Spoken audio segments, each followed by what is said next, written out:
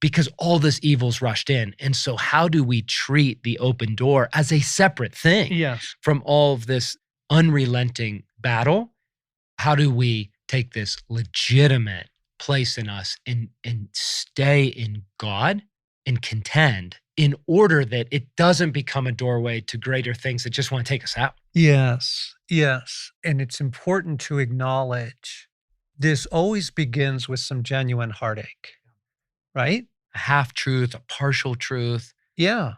Last week we were talking about even things that you thought God said were going to happen. Your kid was going to get into this particular class that would be good for them, or your brother was going to be resurrected from cancer, or promises. And this has happened to me as well, where I'm like, wait a second, I thought you said that trip, you were in that trip, but it ended up being a real disaster or super disappointing. And what do I do with that?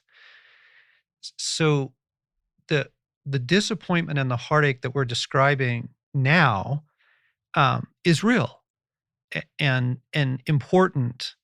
And this is 2 or 3 weeks ago now, we did a podcast on vulnerable places. And I was talking about the importance of tending to vulnerable places, because we are in an environment right now, friends. And I think if I could say one thing to you this year, it would be this. You are living in an environment right now where the kingdom of darkness is brilliantly, cunningly, perniciously working through human heartache to cause people to pull away from God. Now, it might be a subtle pull away. It might just be, I'm going to create a little distance here right now because I'm not happy with you, or to a full walking away somewhere on that spectrum. And it is so important to understand the fire and the gasoline analogy. So if you go back to marriage for a minute, guys, and you can help us here. So in your marriage, Morgan and Cher, you've had issues over the years that were a genuine fire, right? Might have been a campfire, might have been a bonfire, but there was something that was the fire that was what we'll call human. It was real. It was circumstantial, right? Yes. Yeah. But then the enemy comes in and pours gasoline on it. Mm-hmm.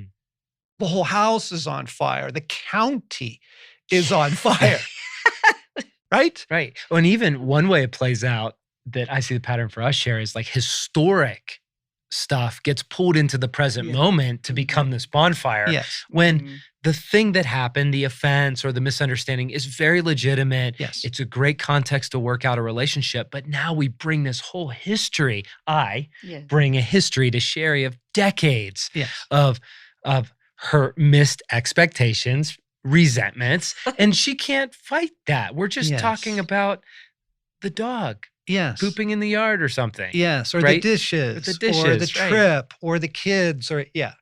So the fire usually needs tending to. The issue, the human issue. But then the enemy is there in a nanosecond. And here's what goes on in my heart. So Stacey and I are in a moment of tension, a moment of misunderstanding. And the next sentence I hear is, she doesn't love you.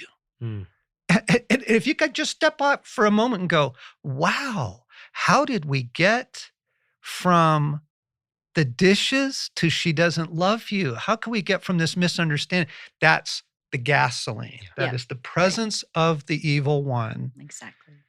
Introducing into the situation, right, to just blow it up. Right. Okay, this happens in friendships. It happens in churches. Some friends of ours right now are in a ministry that's just being torn apart by this stuff. And what is so heartbreaking is they don't want to get past the human. No, it's people you don't understand. It's Sally, it's Bob, it's their stubbornness. And I'm like, no, you don't understand. Like, you live in a world at war, folks. We wrestle not against flesh and blood. I know you think it's flesh and blood, but we wrestle not. And when Paul goes on to say, you are dealing with high-ranking spiritual powers, principalities, rulers, authorities, spiritual forces of darkness in the heavenly realms. He's like, guys, you're dealing with ancient, malevolent forces. It's not just this church conflict. It's not just this marital moment, Right. okay? Mhm. Super important Mhm. for your worldview, Yes. particularly now come on, God. What the heck, God? Yes. That's the door, Morgan, you were Mhm. talking about. You go from a legitimate hurt and you Right. open the door, but what you don't realize is behind that door are ancient, malevolent Mhm. forces that come in with such surprising swiftness. Right. Yes. To then a few moments later, you're like, I'm done. I'm so done with you. I'm out of here.